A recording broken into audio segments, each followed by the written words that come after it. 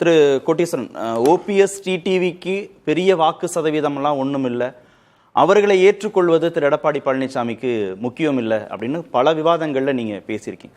ஆனால் இறுதி வடிவம் பெறுவதை நோக்கி அதிமுக பாஜக கூட்டணி நகருதுன்னா இவங்க எல்லோரையும் உள்ளடக்கிய கூட்டணியாக அது உருமாற போகுதுன்னு தானே அர்த்தம்.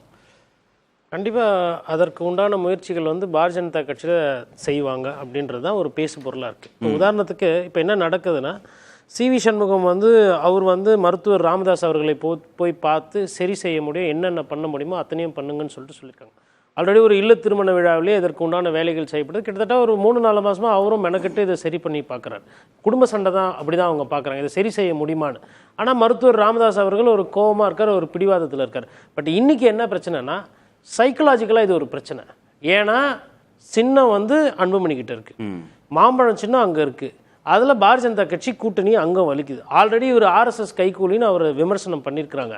இப்போ இந்த நேரத்தில் போய்ட்டு ஒரு பெட்டிஷன் கொடுத்துட்டு அவர் என்டிஏல இருக்கும்போது சின்னத்தை முடக்கிறது, நம்ம யதார்த்தத்தை பேசுகிறோம், சின்னத்தை முடக்கிறதோ இல்லை மாம்பழத்தை கொடுக்காம 2 பேருக்கும் வேறு வேறு சின்னம் கொடுக்குறது அப்படின்றது ஒரு ரிமோட் சான்ஸாக தான் நான் பார்க்குறேன்.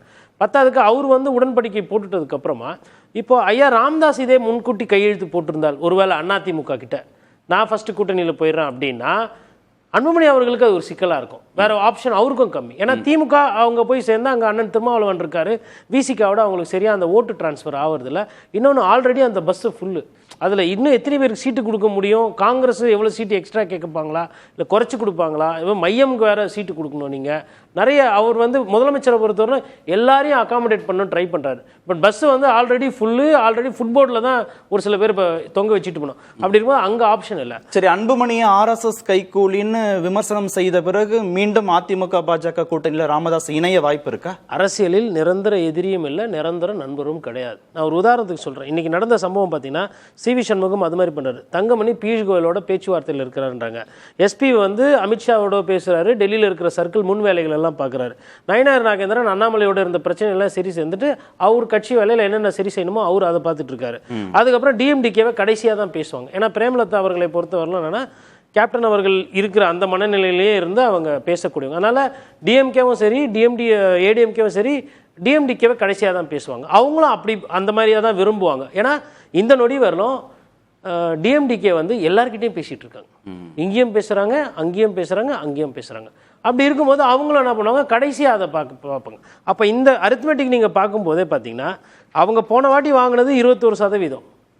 பிஜேபி ஏடிஎம்கே பிஜேபி இன்னைக்கு குறைந்தபட்சம் ஒரு 8%. அதாவது அதில் ஏசி சண்முகம் போன்றவர்கள், அப்புறம் பச்சமுத்து பாரிவேந்தர், இவங்கெல்லாம் செல்வாக்கை தனிப்பட்ட ரீதியாக, மாவட்ட ரீதியாக, தொகுதி ரீதியாக எடுத்து கொடுக்கக்கூடிய முன்னணி தலைவர்கள். அப்போ அதெல்லாம் வைத்து பார்க்கும்போது அன்புமணிக்கு நீங்கள் 2% வச்சுக்கோங்க, கட்சி பிளவாயிரு பாதியே கொடுப்போம்னு வச்சுக்கோங்க, நிர்வாகிகள் அதிகமாக இருந்தால் கூட. அப்போ அந்த கணக்கு பார்த்தாலுமே கிட்டத்தட்ட 31% வருது. 31%தோட லாஸ்ட்டில் தேர்தல் நேரத்தில் ஏதாவது சிறிய கட்சிகள் வருது சேருது, இல்லை மக்கள் அனுதாபத்தில் ஓட்டு போடுறாங்க, இல்லை கோவத்தை, திமுக மீது இருக்க கோவத்தை தாவேக்காக்கும் போடுறாங்க, அதிமுகவுக்கும் போடுறாங்கன்னா அந்த ஒரு 4-5% எப்பயுமே ஆன்டி இன்கம்பன்சி இருக்கும் எனி கவர்மெண்ட். அதில் அப்படி அவங்களுக்கு ஒரு 2% ஓட்டு தெரிஞ்சுச்சுன்னா கூட அதுவே 31-33% வருது. மல்டி கார்னர் கண்டெஸ்ட்ல 33%ன்றது ஒரு ஃபார்மிடபிள் நம்பர். அப்ப என்டிஏன்றது முந்தானத்து வெறியிலும் என்டிஏன்னா தமிழகத்தில் பாரதிய ஜனதா கட்சி, அதிமுக கூட ஜிகே வாசன் இருந்தாங்க. அவ்வளோதான், 2 கட்சி தான் பெரிய கட்சின்னு பார்த்தா. இன்னைக்கு பாட்டாளி மக்கள் கட்சி உள்ள, அதாவது அன்புமணி அவர்களோட பாட்டாளி மக்கள் கட்சி வந்திருக்கிறது அவங்களுக்கு ஒரு பெரிய மாரல் பூஸ்ட். இப்போ நிகழ்ச்சி ஆரம்பிக்கும் போதே தான் ஆடலனாலும், அதாவது நம்ம ஆடலனாலும் நம்ம செதா ஆடுன்னுவாங்க. இன்னைக்கு கேசிபி சாரோட அந்த உற்சாகத்தை பாருங்க. இன்னைக்கு வெளியில தான் இருக்கிறாரு, ஆனா அவர் ஒரு அதிமுக இந்த வார தொடக்கத்துல இருந்தே உற்சாகமா தான் இருக்கு. அதுதான் அது நான் அண்ணன் இல்ல இது அப்படின்ற மாதிரி ஏதோ ஒரு கருத்து போகுன்ற மாதிரி. பட் இது ஒரு தொண்டர்களோட மனநிலை. அவர் ஒரு எம்ஜிஆர் காலத்துல அரசியல் பார்த்துட்டு ஒரு எம்பி எல்லாம் இருந்திருக்கிறாரு. பட் அடிப்படையில் அவருக்குள்ள இருக்கிற அந்த அதிமுக தொண்டன்னும் பொழுது அந்த சண்டையை அவர் விரும்புறாரு. நான் கட்சியில சேராம போறேன், அது எனக்கு பிரச்சனை இல்லை, ஆனா திமுக அதிமுக சண்டையை நான் பார்க்கணும். இப்போ ஜனநாயகன் படம் எப்படி பார்க்கணும்னு விஜய் ரசிகர்கள் இருக்காங்களோ, எம்ஜிஆர் ரசிகர்கள் தேர்தலில் இந்த ஒரு சண்டையை எதிர்பார்ப்பாங்க. இப்போ இவர் ஒரு எடுத்துக்காட்டு. இதே மனநிலை என்ன ஆகும்னா, அதிமுக தொண்டர்களுக்கு சார்ஜ் ஆகும். ஏன்னா ரொம்ப சோர்வா ஒரு மாதிரி ஒரு சங்கடத்தில் தான் இருந்தாங்க. ஏன்னா தோல்விக்கு மேலே தோல்வி, கூட்டணி சரியாக அமையல, யார் வருவா யார் போ, அதற்கு இன்னைக்கு காய ஆரம்பிச்சிருக்காங்க. நேற்று கவர்னரை பார்க்குறாங்க, இன்னைக்கு வந்து கூட்டணி பேசுறாங்க, திருப்பி டெல்லிக்கு போறாரு. அதே மாதிரி மணி சார் சொன்ன மாதிரி நான் பாருங்க மூஞ்ச நல்லா போடுங்க, நான் சொல்லிட்டு தான் போறேன் அப்படின்னு அந்த பாடி லாங்குவேஜ் சேஞ்ச் வருது. நேத்து வரலாம் அமைதியா நம்பிக்கை வெளிப்படுத்துறாங்க. இது என்ன ஆகுனா பர்செப்ஷன்ல அவங்களுக்கு பர்செப்ஷன் ஒரு பிரச்சனையா இருந்தது. இந்த பர்செப்ஷன்ல இது இம்ப்ரூவ் ஆயிட்டு வரும்போது அதிமுக கூட்டணிக்கு போலாமா வேணாமான்னு யோசிச்சவங்களுக்கும் அடடே அங்க டிக்கெட் ஃபுல் ஆயிடுச்சு, பஸ் டிக்கெட் போயிடுச்சுன்னா நமக்கு கம்மியாயிடுமோ, அதான் வந்து சுவாமிநாதன் அழகா சொன்னாரு. அப்ப நமக்கு ராஜ்யசபா சீட்டு நமக்கு சீட்டு கம்மியாயிடுமோ என்பது எல்லாருமே என்ன ஆவாங்கன்னா ஆட்டோமேட்டிக்கா அந்த என்டிஏ கூட்டணியோ இல்ல அதிமுக தலைமையோ தேடி போகக்கூடிய அந்த சூழ்நிலை கட்டமைப்பு உருவாகும். மணி ஏற்கனவே திமுக கூட்டணி இன்டாக்டா இருக்காங்க, இந்த பக்கம் அதிமுக பாஜக கூட்டணி வலுப்பெறுதுன்னா மீண்டும் தமிழ்நாடு 2026லயும் இருதுருவ அரசியலுக்குள்ளாகவே நிலை பெற்று இந்த தேர்தலை சந்திக்க போகுதுன்னா சேலஞ்சு யாருக்கு?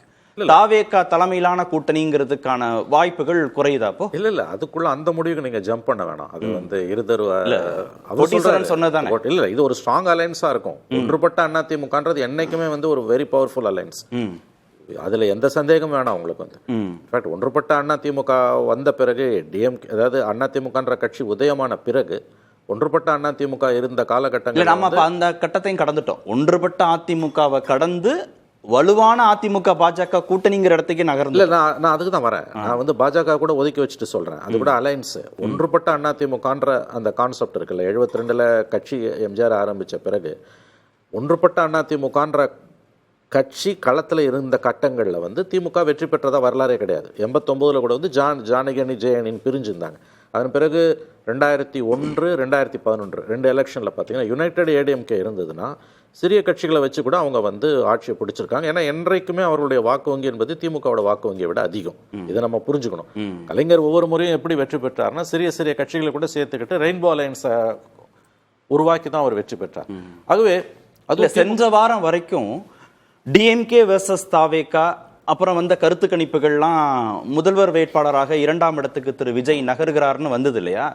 இப்ப மீண்டும் இந்த கூட்டணிக்கு போவார்கள் எதிர்பார்க்கப்பட்ட திரு அன்புமணி இங்க வந்துட்டாரு, பிரேமலதா இங்க வரப்போறாங்க, ஓபிஎஸ் டிடிவியும் வந்துருவாங்க, இறுதி வடிவத்தை நோக்கி நகருகிறதுனா தாவேகாவுக்கான ஆப்ஷன் என்னன்னு ஒரு கேள்வி வருது. அதுதான் கார்த்திகேயன் வரேன் நான். எந்த கட்டத்திலுமே தாவேகா வாச திமுக இருந்ததே கிடையாது.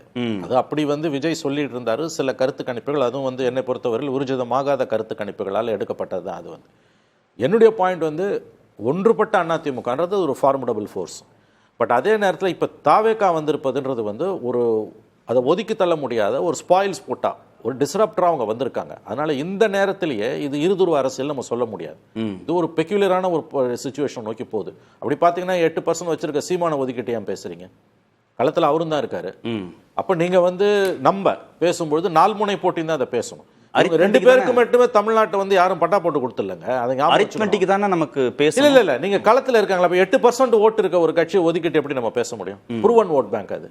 விஜய் வந்து அன்டெஸ்டட், வரலாம், நாளைக்கு வரலாம், 15% கூட வரலாம் இருக்கல, அதுல ஒண்ணு மாற்று. பட் இன்னைக்கு நம்ம பேசும்போது டெஸ்டடா ப்ரூவன் ஒரு ஓட் பேங்கை ஒதுக்கிட்டு நம்ம எப்படி பேச முடியும்? இல்ல சார், நீங்க டிஎம்கே அலையன்ஸோட ஓட் பேங்க், அதற்கப்புறம் திரு அமித்ஷா திரு எடப்பாடி பழனிசாமி பேசுற 41% என்டிஏ ஓட் பேங்க் அவங்களால ரீட்டைன் பண்ண முடியுங்கிற இடத்துக்கு இப்ப நகர்றாங்கன்னா டிஎம்கே ஏடிஎம்கே அதுக்கப்புறம் நாம் தமிழர்னா அன்டெஸ்டட் இருக்கிற ஓட் பேங்க்ங்கிறது கடைசியா தானே இருக்க போகுது. அது ஒரு பாயிண்ட். இன்னொன்னு, கூட்டணிக்கான வாய்ப்புகள் இனிமே என்ன திரு விஜய்க்குன்னு ஒரு கேள்வி வந்து அது கடைசியா சொன்னது அவங்களுக்கான இப்ப ஆப்ஷன்ஸ் என்ன? ஆப்ஷன்ஸ் ரொம்ப குறைவு. ஏன்னா இப்ப வந்து ஓபிஎஸும் டிடிவியும் வந்து இன்னைக்கு எடப்பாடியை அழைத்திருப்பது என்பது இது எஸ்ஓஎஸ் அழைக்கப்பட்டிருக்கிறார் அவர், அவ்வளவுதான். வந்து கூப்பிட்டுருக்காங்க, அவர் போயிருக்காரு. இதுல ஒரு டிசிஷனுக்கான அடித்தளம் போடப்படும். இனிமே இது வந்து டிராக் பண்ணிட்டு போக மாட்டாங்க.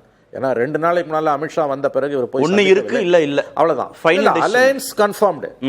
யாரு? ஓபிஎஸ் ஏடிஎம்கே பிஜேபி அலையன்ஸ் கன்ஃபர்ம்டுங்க. அதுல மாற்று கருத்து அது உறுதியாயிடுச்சு சார். நம்ம அடுத்த இடத்துக்கு நகரும் பொழுது ஓபிஎஸ் டிடிவி இஷ்யூல ஒரு காம்ப்ரமைஸ் ஃபார்முலாக்கு எடப்பாடியும் ஒப்புக்கொள்வார் என்றுதான் நான் நம்புகிறேன். அவருடைய டெல்லி பயணத்தின் செய்தி என்பது அவரும் இறங்கி வந்திருக்காரு.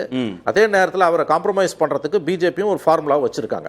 ஏன்னா புதுக்கோட்டையில் அவர் போய் சந்திக்காதது, திருச்சியில போய் சந்திக்காதது, ஆனா இன்னைக்கு போய் பாக்குறது. ஏன்னா 2 நாளைக்கு முன்னால இங்க போய் பார்த்திருக்கலாம், இப்ப டெல்லிக்கு போற எதிர்பார்க்கப்பட்ட சந்திப்பே இதானே நடந்திருக்கணும்னு திருச்சியோ புதுக்கோட்டை இல்லாம இது நடக்கும் பொழுது, அதுவும் இன்னைக்கு அன்புமணியை உள்ள அட்மிட் பண்ண பிறகு நடக்குதுன்னா அவங்க அலையன்ஸ் வந்து ஒரு ஷேப்புக்கு வருதுங்க, இன்க்ளூடிங் டிடிவி ஓபிஎஸ். அவர் கேசிபி சொல்றத நான் ஒத்துக்கிறேன். ஒன்றுபட்ட அதிமுகவை நோக்கி அவர்கள் நகருகிறார்கள். பட் அது 2 நாள்ல வருமானதெல்லாம் அது என்ன பொறுத்தவரை 20 நாள்ல கூட வரட்டும். திரு சாமிநாதன், தாவேகா தலைமையிலான ஒரு கூட்டணி, திரு டிடிவி தினகரனுக்கு அது ஒரு ஆப்ஷனா இருந்தது, பிரேமலதாக்கு ஒரு ஆப்ஷனா இருந்தது, அன்புமணிக்கு ஒரு ஆப்ஷனா இருந்தது, திரு பன்னீர்செல்வத்துக்கு ஒரு ஆப்ஷனா இருந்ததுன்னா கடந்த வாரங்கள்ல பேசப்பட்டது. இப்ப திரு எடப்பாடி பழனிசாமி இந்த வடிவத்தை உறுதிப்படுத்துறதன் மூலமாக தாவேகா அதிமுக கூட்டணி அப்படின்ற பேச்சுவார்த்தையும், தாவேகாவுக்கு போவார்கள் இவர்கள்லாம் அப்படின்னு பேசின பேச்சுவார்த்தையும் கிட்டத்தட்ட முடிவுக்கு வந்துருச்சா? நிச்சயமா விஜய் அவர்களால ஒரு கூட்டணி அமைக்க முடியாத அளவுக்கு ஒரு நெருக்கடியை இன்னைக்கு அதிமுக கூட்டணி உருவாக்கி இருக்காங்க. வெளியில இருக்கக்கூடிய எஸ்டிபிஐ மாதிரியான கட்சிகள் தான் இப்ப வந்து ஒரு வாய்ப்பாக இருக்கலாம். ஒருவேளை திமுக கூட்டணியில் இடம் கிடைக்காவிட்டால் பெரும்பான்மையா அங்க இருந்த கட்சிகள்லாம் விஜய் கூட போவாங்கன்னு எதிர்பார்க்கப்பட்ட கட்சிகள் எல்லாமே இன்னைக்கு ஒரு குடையின் கீழ் கொண்டு வரக்கூடிய முயற்சியில அமித்ஷா அவர்கள் ஓரளவு வெற்றி பெற்றிருக்கிறார்கள் அப்படின்னு தான் நம்ம பார்க்க வேண்டியிருக்கு. பட் இவர்கள்லாம் அலையன்ஸ்ல போனாலுமே என்ன தாக்கத்தை விஜய் ஏற்படுத்துவாரோ அதை தனித்து நின்றாலே விஜயும் ஏற்படுத்துவார். நீங்க ஒருவேளை வந்து இந்த ஒரு நட்சத்திர கூட்டணி அவருக்கு அமைந்திருக்கக்கூடிய பட்சத்துல ஒரு பெரும்பான்மையான ஒரு நல்ல மக்கள் மத்தியில செல்வாக்கு பெற்ற நபர்கள் விஜய் என்கிற ஒரு சக்தியும் சேர்கிற பொழுது அவர்கள் வெற்றியாளர்களாக சில தொகுதிகளில் மாறி இருக்க முடியும். பட் அது இல்லாட்டாலுமே திமுக அதிமுக என்கிற ஒரு இருமுனை போட்டியில யார் ஜெயிக்க போறாங்கிறத தீர்மானிக்கிற இடத்துல நிச்சயமா விஜய் கட்சி தான் இருக்க போகுது. தொகுதியை பொறுத்து மாறுபடும். சில தொகுதியில திமுக ஜெயிக்கும்னு நினைக்கிற தொகுதியில தாவேக்கா எடுக்கிற ஓட்டுப்பளவு சிறுபான்மையினர் தொகுதியில அதிகமான அளவுக்கு சிறுபான்மையினர் ஓட்டை விஜய் எடுத்துட்டா அது அதிமுகவுக்கு சாதகமா முடிஞ்சிடும். அதிமுகவுக்கு ஆதரவா இருக்கக்கூடிய ஒரு தொகுதியில விஜய் கணிசமான ஓட்ட விஜய் கட்சி எடுத்துட்டா அவர் ஒரு பெரிய ஸ்பாயிலரா இருப்பாங்க வரக்கூடிய தேர்தல்ல. பட் திமுக அதிமுக போட்டி களத்துல விஜய் முக்கிய அங்கம் வகிப்பார். அவர் கூட பெரிய கட்சிகள் தான் வரலையா இருக்கும். பட் மக்களும் அவரோட ஒரு கூட்டணி தான் என்கக்கூடிய அளவுல மக்கள் திரள் அவருக்கு ஆதரவாக இருக்காது. 10 முதல் 15% இருக்கலாம். அது ஒரு பெரிய தாக்கத்தை ஏற்படுத்தும். அந்த வகையில அது 2 கட்சிகளுக்குமே அது நிச்சயமா சவாலா தான் இருக்கும். விஜய்க்கு என்ன லாபம் அதனால? இல்ல விஜய் அவர்களை பொறுத்த வரைக்கும் அவர் எதிர்பார்த்த அளவுக்கு ஒரு வலுவான கூட்டணி அமைக்க முடியாது. இருந்தாலும் அவருக்கு வந்து இன்னைக்கு அதிமுக அவரால் தானே இன்னைக்கு ஒன்றிணையக்கூடிய இடம் நோக்கி நகர்றதோ, ஓபிஎஸ் டிடிவி அவர்களை உள்ள கொண்டு வரணும்னு நினைக்கிறதோ, இது எல்லாமே விஜய் அவர்கள் ஒரு பெரிய சக்தியாக உருவாகி விடக்கூடாது என்கிற ஒரு இயல்பான ஒரு அச்சமும் இருக்குது. இல்ல இது விஜய்க்கான கிரெடிட்டா, சவாலாதான் இருக்க போகுது. இது விஜய்க்கான கிரெடிட்டா இல்ல திரு எடப்பாடி பழனிசாமியின் மாஸ்டர் ஸ்ட்ரோக்னு சொல்லணுமா? இல்ல ஒரு வகையில் இது விஜய் அவர்களை பலவீனப்படுத்தி எடப்பாடி பழனிசாமி அவர்கள் காய் நகர்த்தி இருக்கிறார். இல்லைன்னா இந்த நம்ம தொடர்ச்சியா பேசிட்டு இருந்தோம். அண்மையில் வெளியான கருத்து கணிப்புகள்ல கூட விஜய் அவர்களுக்கு ஒரு 2வது இடம் அப்படிங்கிற இடம் நோக்கி நகர்ந்திருந்துச்சு. சோ அந்த விஜய்க்கு இருக்கக்கூடிய ஒரு வேல்யூஸை ஒரு மட்டுப்படுத்தக்கூடிய இடம் நோக்கி அதிமுக நகர்ந்திருக்காங்க. அந்த இடத்துல அதிமுக இப்பொழுது வெற்றி பெற்றிருக்காங்கன்னு தான் சொல்றேன். அந்த திமுக வெர்சஸ் அதிமுகங்கிற களம் நோக்கி நகர்த்தியிருக்காங்க. பட் இருந்தாலும் விஜய் அவர்கள் ரொம்ப பலவீனப்பட்டு விடல. அவர் வந்து ஒரு கூட்டணியை அமைக்க முடியாவிட்டாலும் கூட அவர்கிட்ட இருக்கக்கூடிய அந்த ரசிகர்கள் கூட்டமோ அவரை ஆதரித்த தரப்பினர் மத்தியிலோ விஜய்க்கான இமேஜ் அப்படியே தான் இருக்க போகுது. அவர்கள் இதனால விஜயால கூட்டணி அமைக்க முடியலன்னு அவர்கள் எதிர் திசையில செல்ல அந்த வாக்குகள் அவர் வாங்கிடுவார். அமைப்புகளால் கூடுதல் பலமும் அந்த வாக்குகள் வாங்கிடுவார். விஜய் மீது அபிமானமாக இருக்கக்கூடியவர்கள் அந்த வாக்குகளை வாங்கிடுவார். மாற்று அதிமுக திமுகவுக்கு மாற்றுங்கிற வாக்குகளை அவர் வாங்கிடுவார். அதுல ஒன்றும் பிரச்சனை இல்லை. ஜெயிக்கிற கட்சி ஜெயிக்கிற கூட்டணி அப்படின்ற பெர்செப்ஷனை விஜய் இதன் மூலமாக இனிமேல் ஏற்படுத்த முடியுமா? அந்த பெர்செப்ஷனை திமுகவும் அதிமுகவும் ஏற்படுத்திடும் இல்லையா விஜயை விட? இல்ல நிச்சயமா அது ஏற்படுத்திடுவாங்க. திமுக அதிமுக இடையில் தான் போட்டி, ஆனா அவங்கதான் பெரிய கூட்டணிகள் அமைத்திருக்காங்க அப்படிங்கிற தோற்றத்தை எல்லாம் ஏற்படுத்தி விடுவார்கள். அது விஜய் அவர்களுக்கு பலவீனம் தான். இருந்தாலும் அவர் ஒரு குறிப்பிட்ட சதவீத ஓட்டு எடுப்பார்ல, அந்த ஓட்டு அவருக்கு ஒரு நம்பிக்கையாக இருக்கலாம். நம்பிக்கையா இருக்கலாம். கேசிபி குறுக்கிட்டீங்க இடைவேளை. அதாவது விஜய் பொறுத்த வரைக்கும், அதாவது என்டிஏ கூட்டணியில் அமித்ஷா அவர்களோ திரு எடப்பாடி பழனிசாமி அவர்களோ இந்த டிஃபென்ஸ் கேம் முடிஞ்சுது. இனி எல்லாமே அஃபென்ஸாக அவங்க செய்ய வேண்டியது தான். விஜய்க்கு இருக்கிற ஆப்ஷன் காங்கிரஸை கூட்டணியில் சேர்த்து கொள்வது, விட்டு கொடுத்து காங்கிரஸோட எப்படியாவது இழுத்து பிடிச்சு அவர் கூட்டணியில் சேர்த்து கொள்வது, திமுக கூட்டணியினுடைய வாக்குகளை பெரும்பான்மையாக அவர் கவர்ந்து கொள்வது. அதிமுக என்டிஏ கூட்டணியிலிருந்து சில வாக்குகள் வந்து போகும், ஆனா அதை விட மிக அதிகமாக அங்கிருந்து எடுக்கணும். அப்ப மேஜர் பிளேயர்ஸ் எல்லாம் போக மாட்டாங்கல்ல. தேமுதிக இனிமே போறது சந்தேகம், திரு பன்னீர்செல்வம் போறது சந்தேகம், திரு தினகரன் போறது சந்தேகம், திரு அன்புமணி போறது சந்தேகம். காங்கிரஸ் போனாலும் தாவேகாவோட இவங்களாம் போகும்போது இன்னும் தாவேகாவுக்கு பலம் சேர்ந்துரும் இல்லையா? அதை குறைச்சிட்டார் தானே திரு எடப்பாடி பழனிசாமி. அதாவது என்டிஏ கூட்டணியை பொறுத்த வரைக்கும் பெரியவர் ராம்தாஸை தவிர மிச்சம் எல்லாமே ஒரு ஆல்மோஸ்ட் கன்க்ளூடட். தேமுதிக மட்டும் இன்னும் கொஞ்சம் பாக்கி இருக்குது, அதுவும் இன்னைக்கு முடிச்சிருவாங்க. மிச்சம் எல்லாமே முடிஞ்சது. பெரியவர் ராம்தாஸும் இன்னும் 1 நாள் 2 நாளுக்குள்ள அவர்கள் அப்பா மகன் உறவுல பிரச்சனையா இருந்தா கூட கட்சி என்டிஏ கூட்டணி என்று வருகிற பொழுது இணைந்து பயணிப்பதற்கான வாய்ப்புகள் வந்து அதிகமா இருக்கு. ஆசைப்படலாம், நான் ரொம்ப ஆசைப்படுறீங்க நினைக்கிறேன் 2 நாளைக்குள்ள 1 நாளைக்குள்ளன்னு. இல்ல சரி, நீங்க சொன்ன மாதிரி 20 நாளுக்குள்ள வச்சுக்கோங்க. ஜனவரி ஒரு நியாயமா இருக்கணும்ல, ஏதாவது நம்ம சொன்னோம். ஜனவரி இல்ல இல்ல நான் 2 நாள் கழிச்சு ஒரு நிகழ்ச்சி நடத்தும் போது கேசிபி சொன்னாரு. அஜெண்டாவே என்னன்னா டிஃபென்ஸ் எல்லாமே இப்ப முடிச்சிட்டு நான் உங்களை ஆசைப்பட வேணானே சொல்லல. கார்த்திகேயன், கேசிபிக்கு ஒரே ஒரு கேள்வி சார், நீங்க எப்ப அதிமுகல சேர போறீங்க? இல்ல சார், அதை நோக்கி தான் அவர் நகர்த்துறாரு கொஞ்சம் கொஞ்சமா. நேர்பட பேசி கொஞ்சம் ஒரு 48 மணி நேரம் டைம் விதிச்சார். பெரும் பொறுப்பு எனக்கு தான் சார் இருக்கு அவர் அதிமுகல சேர்த்து விடுறது. நான் வெளியில கொண்டு வந்த பொறுப்பு எனக்கு இருக்கிறதுனால முடிப்பறேன்னு சொன்னார்ல, உள்ள கொண்டு போய் சேர்க்கிற பொறுப்பு 48 மணி நேரத்துல முடிக்கறாங்கன்னு சொன்னார்ல. கேசிபி சேரதுக்கு 48 மணி நேரமா 72 மணி நேரமா? நீங்க சேர்றதுக்கு எத்தனை மணி நேரம்னு கேக்குறாரு சார். ஆல்ரெடி சேர்ந்துட்டாரு மனதளவுலயா? மனதளவுல அவர் தான் சொல்றாரு. EPS கையெழுத்து மட்டும்